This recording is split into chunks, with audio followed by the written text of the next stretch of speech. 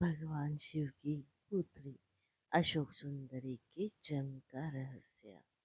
भगवान शिव की एक पुत्री का नाम अशोक सुंदरी था। हालांकि भगवान की और भी कई पुत्रियां थी जिन्हें नाग कन्या माना गया है। जया, विषहर, शामिलबारी, देव और दौतली। अशोक सुंदरी को भगवान शिव और पार्वती की पुत्री बताया गया, इसलिए वही गणेश जी की बहन है। उनका विवाह राजा नहुष से हुआ था। पद्म पुराण अनुसार अशोक सुंदरी देव कन्या है।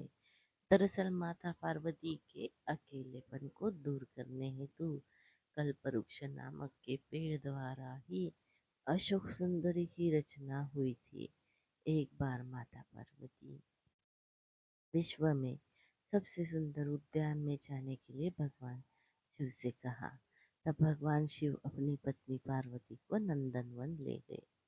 वहां माता को कल्पवृक्ष से लगाव हो गया और वे उस वृक्ष को लेकर कैलाश आ गई।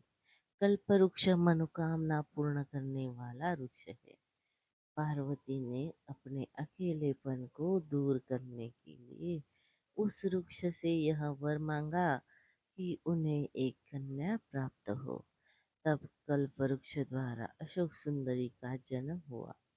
माता पार्वती ने उस कन्या को वरदान दिया कि उसका विवाह देवराज इंद्र जैसे शक्तिशाली युवक से होगा। इसी वरदान के असर के कारण एक बार सुंदरी अपने दासियों के साथ नंदनवन में विचरण कर रही थी, तभी वहां हुंड नामक राक्षस का आया,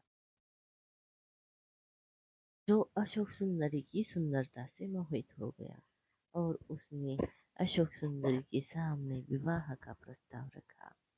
लेकिन अशोक सुंदरी ने अपने वरदान और विवाह के बारे में बताया कि उनका विवाह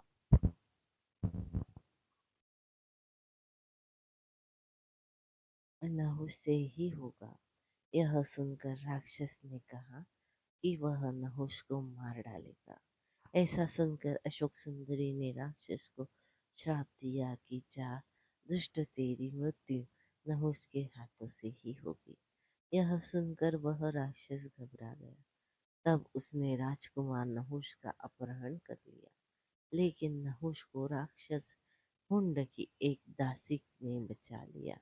इस तरह महर्षि वशिष्ठ के आश्रम में नहुष बड़े हुए और उन्होंने हुंड का वध किया। उसके बाद नहुष तथा अशोक सुंदरी का विवाह हुआ। विवाह के बाद अशोक सुंदरी ने ययाति जैसे वीर पुत्र तथा 100 रूपवती कन्याओं को जन्म दिया। ययाति भारत के चक्रवर्ती सम्राटों में से एक थे और उन्हीं के 5 पुत्रों ने संपूर्ण भारत पर राज किया। उनके नाम, पांचों पुत्रों के नाम, 1 पुरु, 2 यदु, 3 तुवस, 4 अनु और 5 ध्रुव। इन्हें वेदों में पंचनंद भी कहा गया है।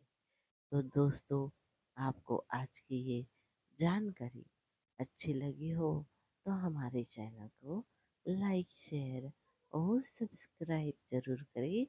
धन्यवाद। हर हर महादेव।